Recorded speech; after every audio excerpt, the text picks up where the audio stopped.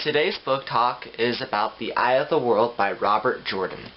This book is a big fantasy book, kind of like Lord of the Rings. It has monsters, it has magic, it has heroes, it has villains. It has everything you would want in a good fantasy book. So this book, the basic premise is good versus evil. You have the evil, which is the dark one, who controls monsters and villainous people and things like that. And then you have the good, which is the one power, and the people who can control the one power are known as Aes Sedai.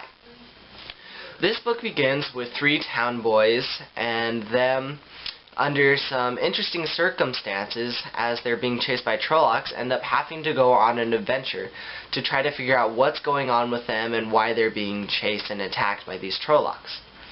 So what happens is right before Beltane, which is the spring festival, they end up meeting with an Aes Sedai and a warder who convinces them that they need to leave their village and find out and seek out protection.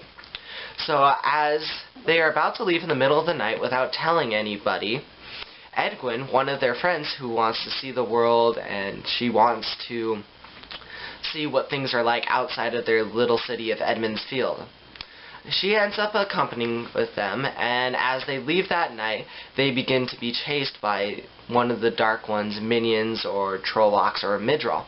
So as they continue to travel on and gallop through the night, they decide that they would take a ferry to try to escape and get past without the Trollocs or Midrol following them. So as they do this, they find a ferryman, and they pay him an extremely high amount of gold so he will take them across in the middle of the night. After he finishes taking them across, one of my favorite parts in the book happens, and it's the first sign of magic, and it reads, "The hauler stumbled a few steps under Hightower's shoves, then stopped. The faint lights on the ferry spun faster, then faster still. The fog above them swirled, sucked into a spiral, the landing trembled. The cracking and splintering of wood filled the air as the ferry began breaking apart. 'Whirlpool,' one of the members said, his voice filled with awe. 'No whirlpools on Terran,' Hightower sounded empty. 'Never been a whirlpool.'" So this is one of the first things that you see, the Aes Sedai's power of channeling the one power. She was able to create this whirlpool which destroyed the ferry so they wouldn't be able to get back across and carry the Midrol and the Trollocs across to come after them. So as these five continue on, the Aes Sedai, the warder, Mat, Perrin and Rand, and Edwin, they continue to be chased by Trollocs, so they end up stopping in a city to find some shelter and refuge for a few days. So when they stop there, the wisdom from the village, and the wisdom is like a healer slash foreteller of nature and the weather, Naveen finds them and tells them that they need to come home right away and that they should stop this ridiculous journey.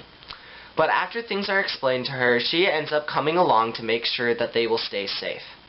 So as they continue on their journey, they get starting chased by more and more Trollocs from many different clans, which usually doesn't happen unless the Dark One is controlling them specifically.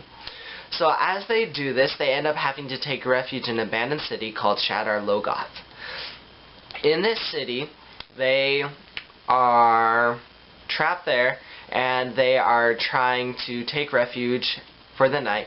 But during the night, they end up getting ambushed by Trollocs, and so they have to flee, and as they are fleeing, they end up getting broken up into three different groups. The groups that they end up getting broken up into, you have Naveen, the warder, and the Aes Sedai. You have then Mat, Rand, and Tom the Gleeman, who's a storyteller and a performer. And then you have Perrin and Edwin, who are traveling through a forest. So first, let's start with Mat, Tom, and Rand. These three end up going aboard a vessel, a ship, so they travel downriver with these people, performing for them, and getting a ride to the nearest city so they can continue traveling on their journey to Caemlyn. So while they're doing this, the Aes Sedai, Naveen, and the warder are searching for the boys, and they end up starting to look for Perrin because he has a coin that the Aes Sedai gave him at the beginning of the book. So with this coin, she's able to sense where they are and kind of where they're heading. So they end up heading after Edwin and Perrin. So while they're doing this, Edwin and Perrin end up meeting with a guy named Elias, who's a wolf brother, so he can communicate with wolves. So as they begin traveling with them, they end up meeting some Whitecloaks, which are people who are against Aes Sedai and the Dark One, because they believe that Aes Sedai channel power of the Dark One and not the One Power.